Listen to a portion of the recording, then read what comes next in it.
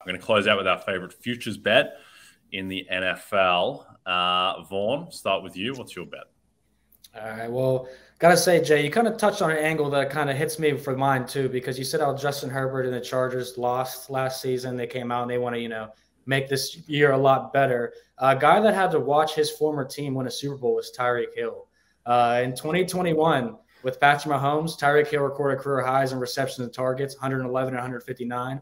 In 2022, he reset those highs with Tua and other quarterbacks. 119 receptions, 170 targets, over 1,700 yards, record 77 first downs for him, and back-to-back full seasons, and he was banged up still playing. So I'm looking at Tyreek Hill for Offensive Player of the Year at 20-1. I think there's a lot of value there. I think you look at Miami's schedule, how I said they don't have to travel very far for a lot of their games. That's going to help with the health of a lot of these players. As long as Tua is healthy, Tyreek Hill should take that next step forward. And he gets the ball in various ways too. Obviously, he had carries last year, scored a rushing touchdown. But when I looked at this market, we had Justin Jefferson, Jamar Chase, and Christian McCaffrey all ahead of him in terms of odds. And I kind of feel like Tyreek Hill has just as much value, if not better value, than those guys. So the fastest player in the league and arguably the most dynamic player in the league on a high-flying offense behind a young genius of a head coach, in my opinion.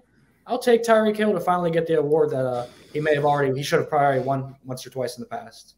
Yeah, I think Tyreek is the best wide receiver in the league. I think he's arguably the most valuable non-quarterback in the league as well. And I think that he probably would have won last year if he and Tua stayed healthy the whole season. Tyreek is dealing with an ankle late and his numbers tailed off a little bit. But yeah, I don't mind the look on Tyreek. My best bet is also in this market. Bit of a longer shot is Bijan Robinson to win Offensive Player of the Year. Not rookie, just Offensive Player of the Year. I bet 60-1 on this. It's 30-1 on MGM. I still think you can get 45-1, that type of price. And just betting on upside here. Bijan is the best running back prospect since Adrian Peterson, maybe Saquon Barkley, if you want to make that argument. But whichever way you slice it, he's one of the three best running back prospects to come out of the draft in the past 20 years. Obviously, he is off the charts in terms of his talent, and now he goes to literally the best spot in the NFL that he could have landed in terms of just putting up stats. And what I think with this award, this is just a production and statistical award. You go back and you look at the winners in recent years, and they're all basically just the #1 fantasy guy at their position. So Cooper Kupp, Justin Jefferson, Jonathan Taylor, who was right there to win, the leading running back, Michael Thomas for wide receiver. And so Bijan right now in standard scoring fantasy, he's projected as the third best running back in the NFL, third best skill position player total. So I just think that Bijan, he is at a steeper price because he's a rookie, but I just don't think that is going to sink him in this, because I think back to Micah Parsons, and Parsons would have won Defensive Player of the Year if Baker Mayfield didn't fall over 4 times for TJ.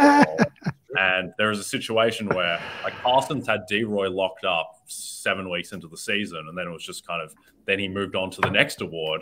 And I think there's a similar thing that could happen with Bijan.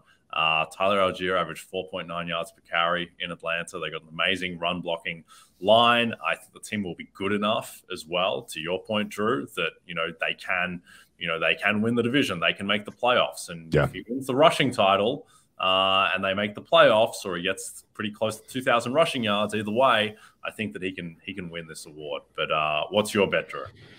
I'm going to go as weird as it gets. I loved you guys' breakdowns, by the way. And it sounds like we're kind of rowing the boat in the same direction on a lot of teams, which is always a good sign, because we didn't really plan this. We were just sort of, hey, what do you think? And yeah, it's good that we already have a little consensus. I'm going to go with a team we haven't talked much about, but I think is mispriced in the Super Bowl market. I know, you'd say, how is that possible? Well, somehow, some way, I think the Jacksonville Jaguars are being overlooked at 30-1 to win the Super Bowl. And you might say, you mean the team that needed to come back from a 27-point deficit in their one home playoff game last year can all of a sudden make the leap to Super Bowl winner?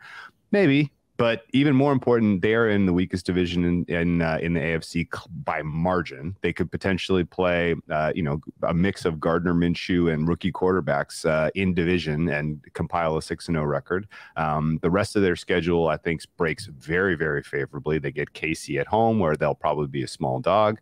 Their one kind of difficult road game at Buffalo, that got flipped in their favor thanks to the schedule, because Buffalo now has to travel to London, give up that home game, and it will be a game that the Jaguars will already have been acclimated, having played in London the week prior against the Falcons. So a huge swing in terms of win equity in that game alone with the schedule the way it broke. And as I look down the card, I see them being meaningful favorites in 12 out of 17 games. And then the rest of them, we're looking at Pick'em. The only road game where I can see them potentially being a dog of 2.5, 3 points might be at the Browns late in the season with the cold weather, and if the Browns ultimately reach their potential. So, yeah, I think the Jaguars are alive to get the 1 seed, guys. And if they have a bye and they only got to play one of the likes of the Chiefs or the Bills in the playoffs, I think, you know, the likelihood of them getting to the Super Bowl and potentially exercising a victory here is real. So they're 28-1 right now on BetMGM. I think that only gets shorter between now and when we get to the playoffs. And